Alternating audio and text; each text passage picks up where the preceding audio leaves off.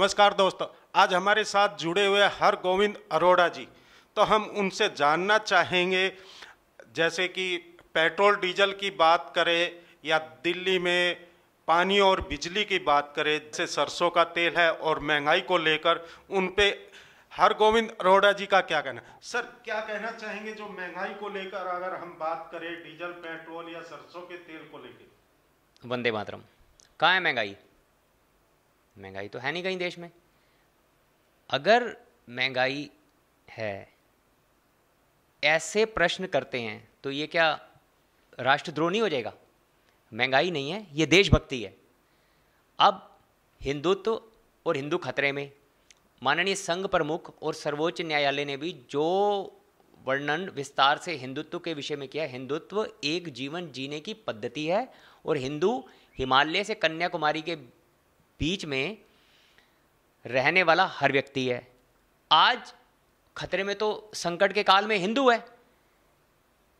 100 रुपये से लीटर से ऊपर वो पेट्रोल भरवाकर अपनी आजीविका चलाने को मजबूर है। अपना पेट काट के 200 रुपये से ऊपर लीटर वो सरसों का तेल खाने को मजबूर है। वो हिंदू तो खतरे में है। ऑनलाइन ऑनलाइन ऑनलाइन अपने पैसे निकलवाने के लिए वो हिंदू ऑनलाइन, अपने भोजन को प्राप्त करने के लिए और अपनी नौकरी को बचाने के लिए लाइनों में ऑनलाइन, अपने जीवन को बचाने के लिए अस्पतालों के बाहर ऑक्सीजन के लिए ऑनलाइन, और तो और मरने के पश्चात मोक्ष प्राप्ति के लिए भी, जो हमने कोरोना के संकट काल में देखा, ऑनलाइन, और तो और जीते जी तो वो हिंदू रहा, अपने हिंदुत्व के लिए संघर्ष करता रहा। मरने के बाद अचानक मुसलमान हो गया कि उसको उसकी पवित्र नदियों के घाट पर मिट्टी में दफन कर दिया गया। तो अब आप बताएं कि महंगाई को कैसे परिभाषित करेंगे? आपदा में अवसर, आपदा में अवसर जनता ने नहीं ढूंढे साहब, सरकार ने ढूंढे। 72 वर्षों में सबसे अधिक यदि पेट्रोल पे मुनाफा कोई सरकार ले रही है तो वो केंद्र की तत्कालीन वर्तमान सरकार ले रही है।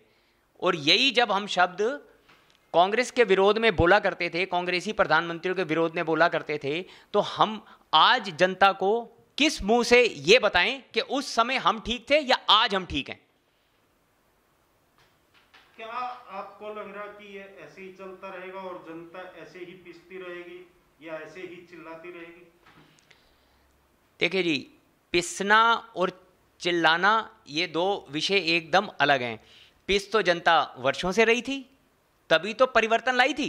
अगर जनता खुशहाल होती और खास तौर से देश का निम्न और मध्यम वर्ग खुशहाल होता, खुशहाल तो वो बड़े उद्योगपति और वो रहे, वो तो उस राज में भी थे, इस राज में भी थे। अच्छा हरगोविंद अरोड़ा जी, जैसे हम लॉकडाउन की बात करें, कोरोना महामारी की बात करें, उसमें भी कुछ उद्योगपतियों उनको बड़ा बेनिफिट हुआ।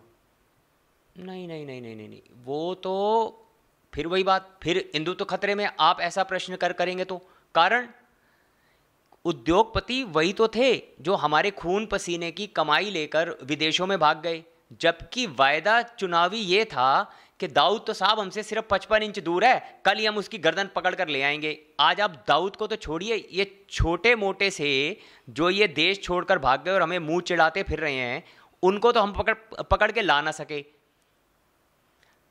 तो क्या संदेश आप देना चाह रहे देश की जनता को?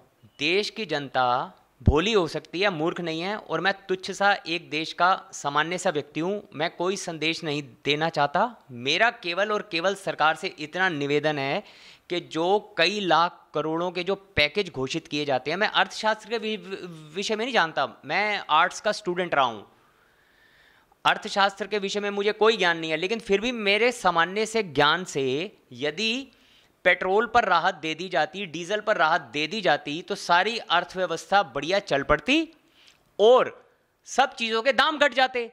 अब महंगी ब्रेड, महंगे अंडे, महंगा आटा, महंगी दालें, महंगा घी, महंगा तेल और सस्ती जिंदगी को लेकर हमें कुछ हासिल ना हुआ और हमने कह दिया इतने लाख करोड़ का पैकेज। वो पैकेज किस लिए? और दूसरा सबसे महत्वपूर्ण विषय कि 2022 आने में साहब अभी सिर्फ 6 महीने रह गए हैं।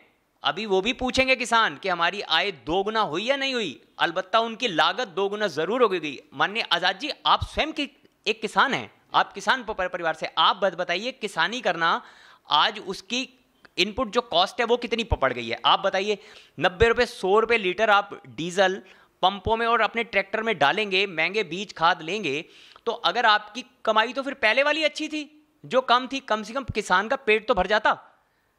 और अगर यही अर्थव्यवस्था इसी लक्षण पर रही तो जो किसान पहले आत्महत्या कर रहा था, देश का मध्यम वर्ग आत्महत्या करेगा।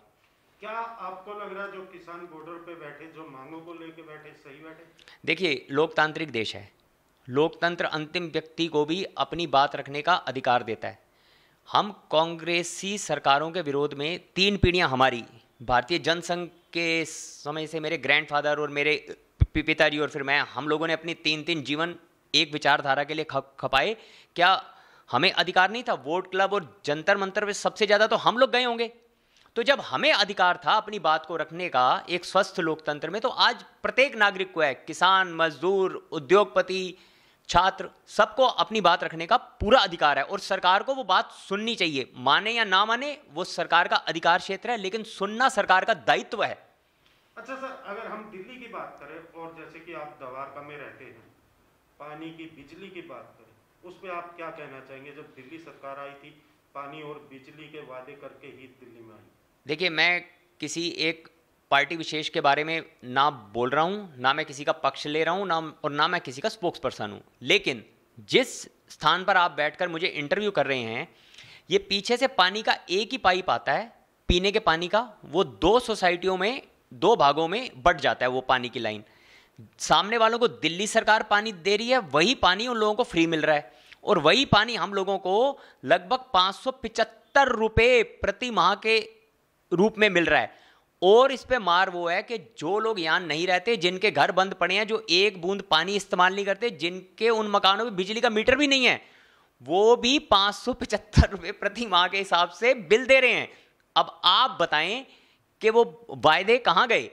अब केंद्र की सरकार के अंडर आने वाला पानी 575 रुपये मिल रहा है, और सामने दिल्ली सरकार के अंडर आने वाला पानी, वही उसी पाइपलाइन से आने वाला दिल्ली जल बोर्ड का पानी उन्हें फ्री मिल रहा है। आखिर ऐसा दुर्व्यवहार क्यों? क्या लग रहा है आपको? ये तो दिल्ली की जनता समझदार नहीं है? दिल्ली की नहीं, पूरे देश की जनता। इस तानाशाही, बड़े बड़े लोग यहाँ आए इस देश में और जनता ने उन्हें पटकनी दे दी। जनता ने इंडिकेशन देना शुरू कर दिए हैं, अभी भी संभलेंगे तो आपको लाभ है।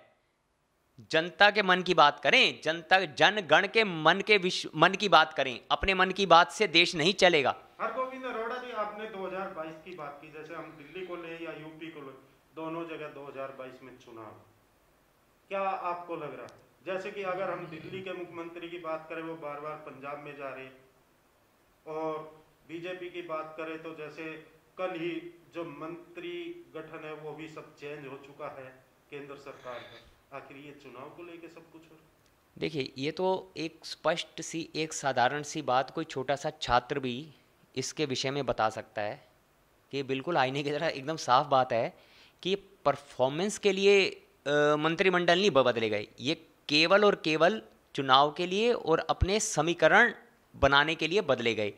अभी एक केंद्र सरकार के बहुत बड़े मंत्री, वो इतने वर्ष तक एक विरोधी पार्टी के अपरिपक्व नेता के विषय में व्यंग करते रहे, और इतने परिपक्व होते हुए आज उनका व्यंग बन गया कि वो अपने मंत्री पद के योग्य नहीं रहे, उन्हें अपने पद से इस्तीफा देना पड़ गया 2 दिन पहले। क्या लग रहा है आपको? किसके विषय में? क्या होएगा देश का? नहीं, महान देश है, देश आगे भी बढ़ा है, चला है। इस देश ने औरंगजेब के अत्याचार सहे, इस देश ने 190 साल ब्रिटिश हुकूमत के अत्याचार सहे, लेकिन देश आगे बढ़ा है। देश की जनता से है, पहाड़ जंगल या चंद राजनेताओं से देश नहीं है। देश है देश की जनता से, और इस देश की जनता विश्व की सबसे बेहतरीन जनता मैं मानता हूं उसको, और उसमें वो भोली हो सकती है, अशिक्षित हो सकती है, लेकिन वो मूर्ख नहीं हो सकती।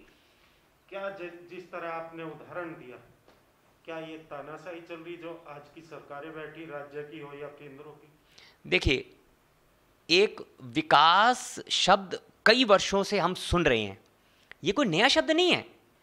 विश्व में अंग्रेजों से बढ़िया विकास किसी ने नहीं किया, ये इतिहास में दर्ज है, ना कोई उतना बढ़िया विकास विश्व में कर सकता है। तो हमने उन्हें भारत से क्यों भगाया? केवल इसीलिए ना कि वहां हमारी भावनाओं का आदर नहीं होता था और हमारे जो अधिकार थे या हमारे बोलने की आजादी को दबाया जाता था। नहीं तो विकास तो वो भी कर रहे थे। तो विकास की आड़ में यदि भावनाओं को और जनता के जो मूल मुद्दे हैं उनको एक तरफ रख दिया जाएगा, तो जब 190 साल वाले नहीं रहे, तो अब तो लोकतंत्र है, हर 5 वर्ष में चुनाव है इस देश में। तो आपने देखा कि हमने हरगोविंद अरोड़ा जी से बात की और इन्होंने किस तरह हमारे क्वेश्चनों का जवाब दिया। तो आगे भी हम फिर दोबारा हरगोविंद अरोड़ा जी से मिलेंगे और इसी तरह नए मुद्दों पे चर्चा करते रहेंगे। हर खबर से आजाद Tomar. Like, share and comment. To subscribe this channel, please press the bell icon.